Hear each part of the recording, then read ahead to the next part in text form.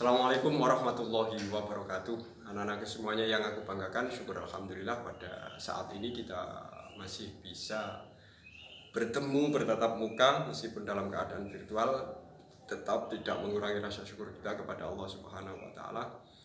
Jadi bentuk syukur kita dengan adanya Allah memberikan nikmat semacam ini, yakni kita juga melakukan hal yang baik saat ini, yaitu seperti saat ini kita belajar bersama-sama. Semoga langkah kita termasuk langkah yang diridhoi oleh Allah dan bermanfaat nantinya buat agama, bangsa, dan negara. Anak-anakku semuanya yang aku banggakan, kita lanjutkan materi kita, nikmatnya mencari ilmu dan indahnya berbagi pengetahuan. Tapi sebelum kita belajar bersama-sama, kita baca Quran. Semoga diberi kemudahan oleh Allah dan ilmunya nantinya bermanfaat buat agama, bangsa, dan negara. Dan semoga derajat kita semuanya, terutama derajat kalian, semoga diangkat setinggi-tingginya oleh Allah Subhanahu wa taala, baik di dunia maupun di akhirat. Lillahi wa li syafaati Rasulillah. Al-Fatihah. A'udzubillahi minasyaitonirrajim. Bismillahirrahmanirrahim. Alhamdulillahirabbil alamin, arrahmanirrahim, maliki yaumiddin. Iyyaka na'budu wa iyyaka nasta'in. Ihdinas siratal mustaqim. Shiratal ladzina an'amta 'alaihim ghairil maghdubi 'alaihim waladdallin. Amin. Anak-anakku semuanya yang aku banggakan, kalau kita bicara tentang ilmu, mencari ilmu, agama Islam memberikan hukum fardu. Jadi thalabul ilmi fardhatun ala kulli muslimin wa muslimatin. Tidak ada perbedaan antara laki-laki dan perempuan ketika menuntut ilmu. Meskipun toh ada sebagian ibadah yang membedakan antara laki-laki dan perempuan, tetapi untuk menuntut ilmu ini tidak ada perbedaan. Jadi fardhatun ala kulli muslimin wa muslimatin. Thalabul ilmi minal mahdi ilal lahdi, juga agama menekankan betul mulai lahir sampai meninggal dunia tidak ada jeda, tidak menuntut ilmu. Jadi wajib itu tetap melekat pada diri orang muslim dan muslimah itu sampai ke liang lahat, sampai meninggal dunia, hukumnya adalah fardu. Bahkan juga ada hadis juga, utlubul ilma walau bisin. Jadi tuntutlah ilmu sampai ke negeri Cina. Di situ bisa kita tarik kesimpulan betapa pentingnya ilmu meskipun jauh. Kalau kategorinya harus kita tempuh, ya kita tempuh meskipun ilmu atau kita mencari ilmu itu jauh tempatnya. Jadi intinya betapa pentingnya ilmu itu buat diri kita, atau agama menganjurkan betapa pentingnya sebuah ilmu. Anak-anakku semuanya yang aku banggakan, di al-ilmu itu nurun. Ilmu itu adalah cahaya di sebuah kegelapan. Jadi bisa kalian bayangkan, jadi ada suasana yang gelap, terus ada cahaya. Cahaya itu adalah gambarannya orang yang berilmu, atau gambarannya ilmu itu adalah cahaya, memberikan petunjuk, memberikan penerangan di sebuah kegelapan. Di betapa luar biasanya ketika orang yang berilmu itu juga gambarannya juga semacam itu. Anak-anakku semuanya yang aku banggakan, kalau kita lihat bahwasannya ilmu atau orang yang berilmu itu semacam itu, ini ada tips biar mencari ilmu itu menuju kesuksesan atau keberhasilan.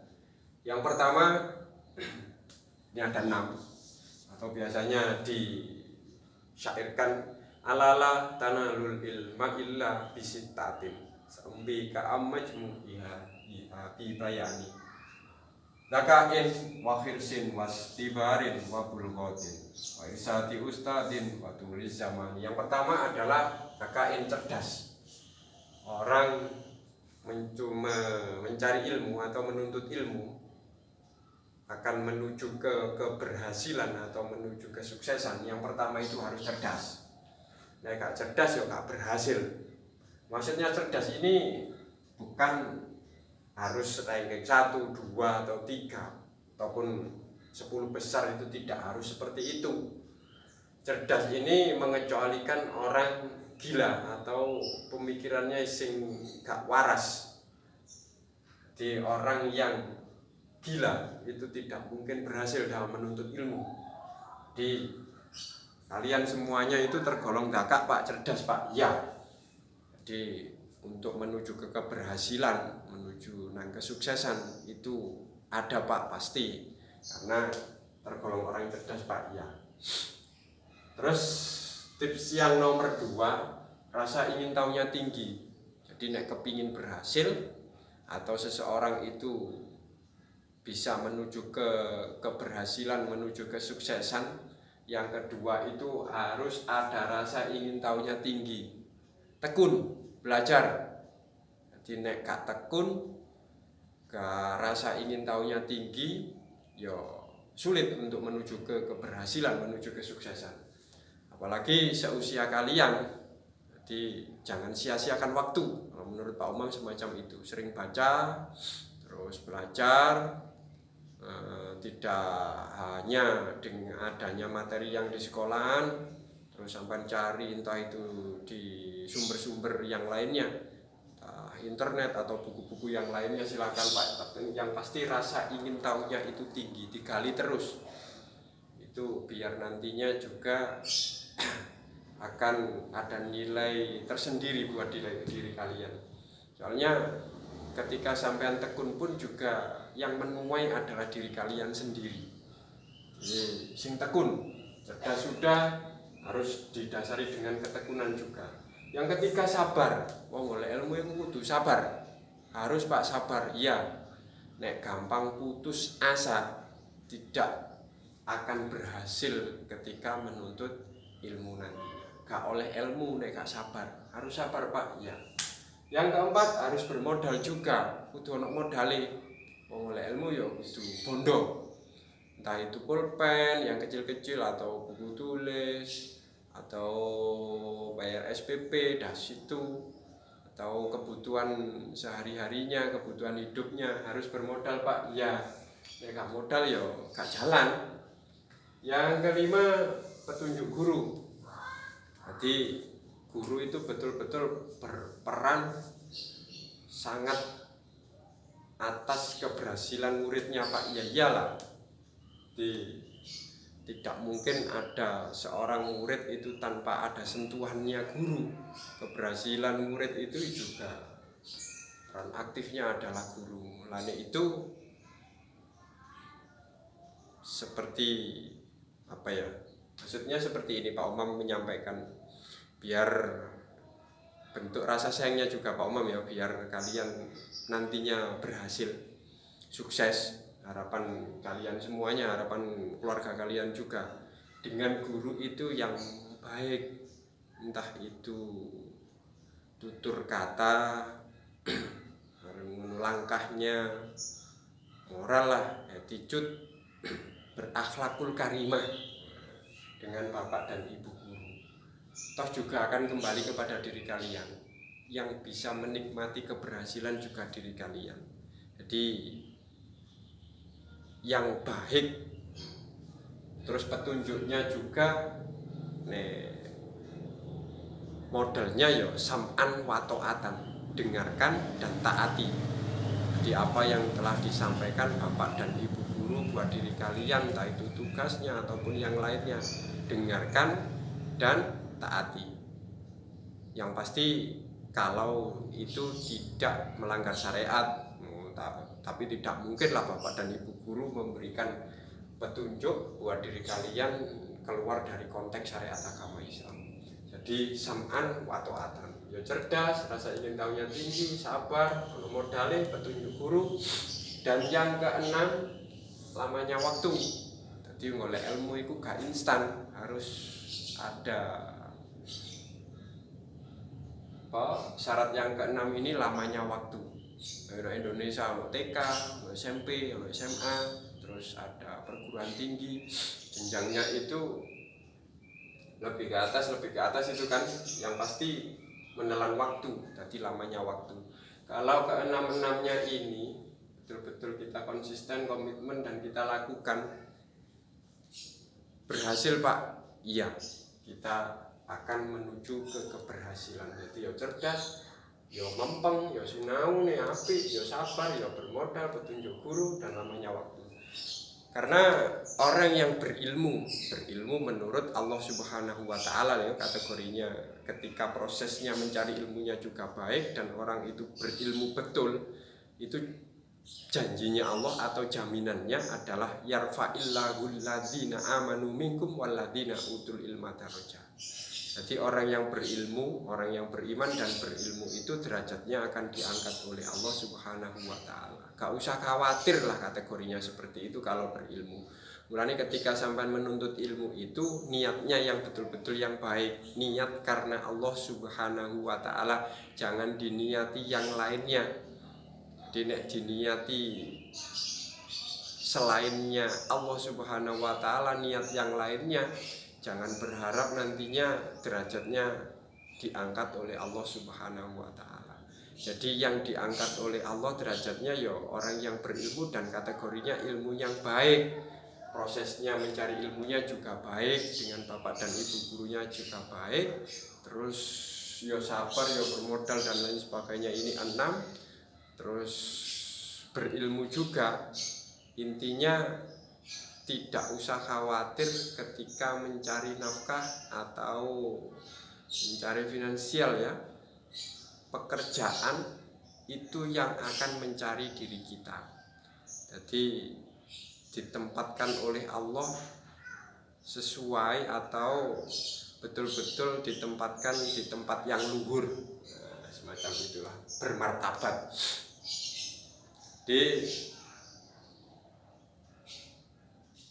niatnya yang baik, oleh ilmu itu niati yang baik, dan tanamkan dalam diri kita bahwasannya orang yang berilmu itu sudah ada atau dijamin oleh Allah nantinya akan diangkat derajatnya setinggi-tingginya oleh Allah, baik di dunia maupun di akhirat Pak. Iya,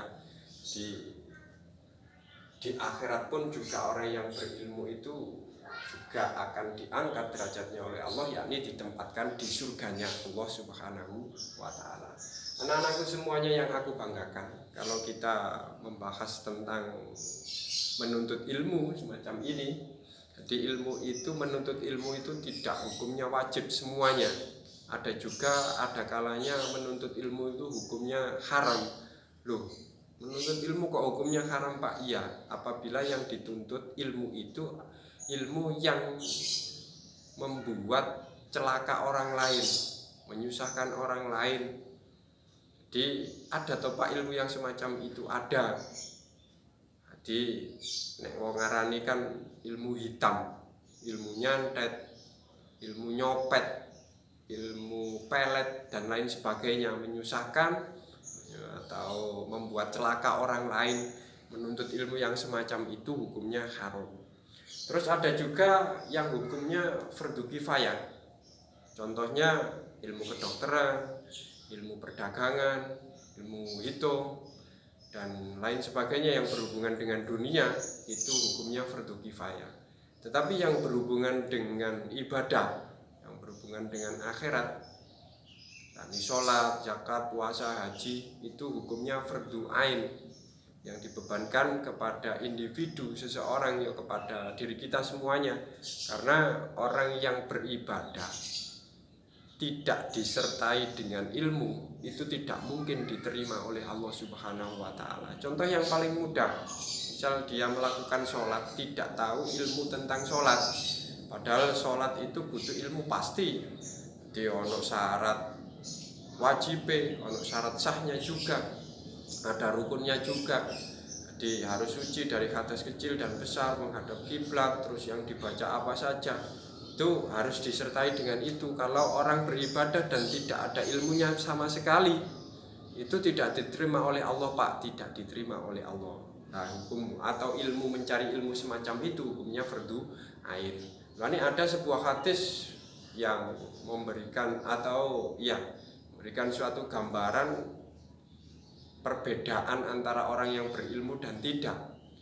Di gambarannya atau perbandingannya semacam ini. Orang yang berilmu sedang tidur, itu lebih baik daripada orang 1000 yang lagi beribadah tetapi tidak berilmu. Jadi tadi sudah disampaikan Pak Umam juga, karena ibadah gak dihiasi atau tidak didasari dengan ilmu, ya tidak diterima oleh Allah Subhanahu wa taala. Tetapi orang yang berilmu, tidur semacam itu yang didasari dengan ilmu, ya berpahala atau diterima atau menjadi sebuah ibadah tidur tersebut. Jadi konteksnya sesuai dengan syariat. Hati pas turu ya berdoa dile, terus posisi tidurnya juga sesuai dengan syariat, malah berpahala. Tetapi orang yang beribadah semacam itu yang tidak disertai atau didasari dengan ilmu, ya tidak diterima oleh Allah Subhanahu wa taala. Dan orang yang berilmu sudah luar biasa ya. Apa jenenge manfaatnya orang yang berilmu itu. Di samping orang yang menuntut ilmu itu dihukumi atau lebih baik sholat 1000 rakaat atau dibandingkan atau seperti orang yang lagi jihad dan lain sebagainya. Jadi intinya menuntut ilmu itu betul-betul luar biasa, dan orang yang berilmu itu luar biasa juga. Semoga kalian tergolong orang-orang yang berilmu dan derajatnya diangkat oleh Allah Subhanahu wa taala baik di dunia maupun di akhirat. Mungkin itu saja yang bisa disampaikan Pak Umam. Semoga ada guna dan manfaatnya buat kita semuanya. Kalau ada kesalahan baik atau kata-kata atau perilaku Pak Umam mohon maaf yang sebesar-besarnya. Assalamualaikum warahmatullahi wabarakatuh.